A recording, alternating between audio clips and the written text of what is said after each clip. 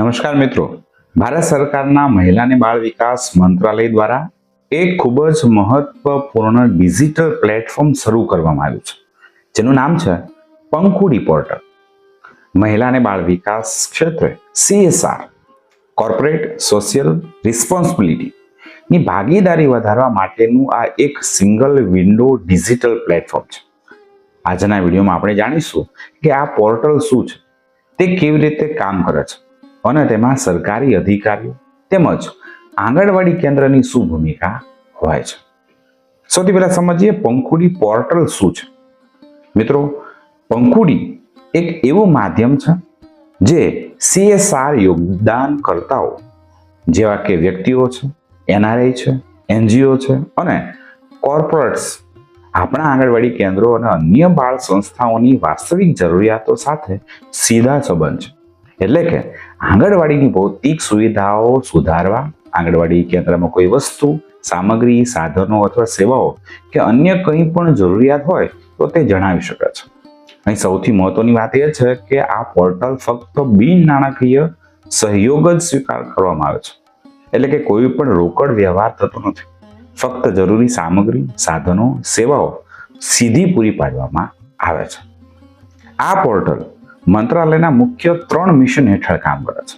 સૌથી પહેલું છે સક્ષમ આંગણવાડી અને પોષણ 2.0, બીજું છે મિશન શક્તિ અને ત્રીજું છે મિશન વાત્સલ્ય.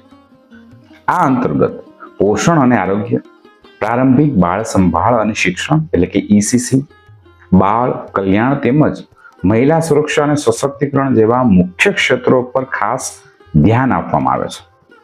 આ પોર્ટલ સંપૂર્ણપણે પારદર્શક અને જવાબદેહ છે, કારણ કે તે મેકર અને ચેકર મોડેલ પર કામ કરે છે, જેના માટે ઓનલાઈન પોર્ટલ ઉપર નોંધણી કરવાની હોય છે. ચાલો સમજીએ. સૌથી પહેલા નોંધણી અને લોગિન. અધિકારીઓ છે, યોગદાનકર્તાઓ છે, એ પંખુડી પોર્ટલ ઉપર લોગિન કરવાનું હોય છે. બીજું, જરૂરિયાતની ઓળખ. જિલ્લા કક્ષાએથી આંગણવાડીની ખૂટતી કડીઓ કે જરૂરિયાતોને ઓળખી પ્રોજેક્ટ બનાવવામાં આવે છે. ત્રીજા નંબરે મંજૂરી. ચેકર દ્વારા 7 કાર્યકારી દિવસોમાં આ પ્રોજેક્ટ એટલે કે જરૂરિયાતો હોય એની સમીક્ષા કરી અને મંજૂરી આપવામાં આવે છે. ચોથા નંબરે યોગદાન. મંજૂર થયેલો જે પ્રોજેક્ટ છે એને લાઈવ થતા જ યોગદાનકર્તાઓ તેને જોઈને પોતાની દરખાસ્તો છે મોકલે છે. 5મા નંબરે વિતરણ અને સમાપન. સામગ્રીનું વિતરણ વેરીફાઈ થયા બાદ પ્રોજેક્ટ પૂર્ણ જાહેર કરવામાં આવે છે. હવે સમજીએ આપણા ICDS સ્ટાફની ભૂમિકા શું છે. પોષણ ટ્રેકર પર જે ઈમેલ અને મોબાઈલ નંબરથી આપણે લોગિન કરીએ છીએ તેના આધારે જ સુપરવાઇઝર શ્રી, CDPO શ્રી અને માનનીય પ્રોગ્રામ ઓફિસર શ્રી એ લોગિન કરે છે. ચલો સમજીએ. જિલ્લા કક્ષાએ મેકર, તો કે ભાઈ સુપરવાઇઝર છે એક મેકર છે, જેઓ આંગણવાડીની જરૂરિયાતોને ઓળખે છે અને એનો એક પ્રોજેક્ટ છે એ આ પોર્ટલ ઉપર અપલોડ કરે છે. ચેકર, તો કે CDPO શ્રી છે એ ચેકર છે, એ પ્રોજેક્ટની યોગ્યતા ચકાસીને 7 દિવસમાં એને મંજૂરી આપે છે. પ્રોગ્રામ ઓફિસર શ્રી જિલ્લા કક્ષાના પ્રોજેક્ટોની દેખરેખ અને પ્રગતિનું મોનિટરિંગ કરે છે. જો બહુ જિલ્લા કે સમગ્ર રાજ્યનો પ્રોજેક્ટ હોય તો તે રાજ્ય સ્તરે હેન્ડલ થાય છે. તો મિત્રો, પંખુડી પોર્ટલ એ આપણી આંગણવાડીઓને વધુ સક્ષમ અને આધુનિક એક ઉત્તમ ડિજિટલ પગલું છે. જો તમે સરકારી અધિકારી છો, કર્મચારી છો, તો આજે જ પોર્ટલ પર લોગિન કરો અને આંગણવાડીની જરૂરિયાતો છે એને નોંધો. અને જો તમે સામાન્ય નાગરિક કે સંસ્થા છો તો સહયોગ આપવા માટે આગળ આવો. જો તમને આ માહિતી ઉપયોગી લાગી હોય તો આપણા વિડીયોને લાઈક, શેર અને સબસ્ક્રાઇબ જરૂર કરશો. અને આવી જ અવનવી માહિતી યોજનાઓની અપડેટ માટે અમારી ચેનલને, મારી વાત YouTube ચેનલને સબસ્ક્રાઇબ પણ કરી લેશો. હું આશા રાખું છું કે પંખુડી પોર્ટલ વિશે આપ સમજ્યા છો.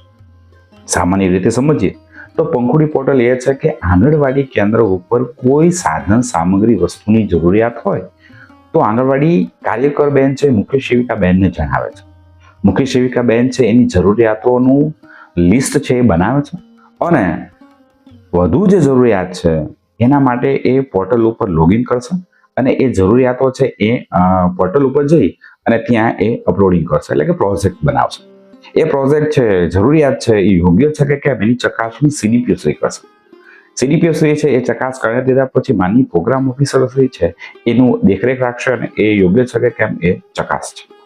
યોગદાનકર્તાઓ એટલે કે એનજીઓ છે, સામાજિક સંસ્થાઓ છે, કોઈ વ્યક્તિઓ છે કે જે આંગણવાડી કેન્દ્રો પર દાન આપવા માંગે છે, એ લોકો આ પ્રોજેક્ટ છે એ જોશે, એના પર દેખરેખ રાખશે અને એમને યોગ્ય લાગશે તો એ પોતાનું યોગદાન આપશે. તો આ પ્રકારનો આખો આ પંખુડી પોર્ટલ છે જેની અંદર લોગિન કરવાનું હોય છે. લોગિન કરવાની આખી એક પદ્ધતિ અને પ્રોસેસ છે.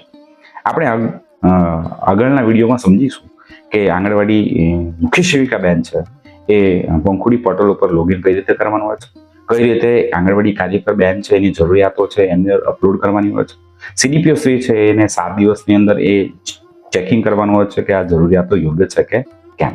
તો આખું આ પોર્ટલ છે કે જે ખાસ કરીને આંગણવાડી જે છે એને ભૌતિક સુવિધાઓ છે અને અપડેટ કરવા માટે અને વધારે સુવ્યવસ્થિત બનાવવા માટેનું આખું આ પોર્ટલ છે એ કાર્યરત છે. આપણે આ વાત સમજ્યા છીએ. ફરી મળીશું નવી માહિતી સાથે. ત્યાં સુધી રજા આપશો ને હા, મારી વાત યુટ્યુબ ચેનલને સબસ્ક્રાઇબ કરવાનું ના ભૂલશો. ફરી મળીએ નવી માહિતી સાથે.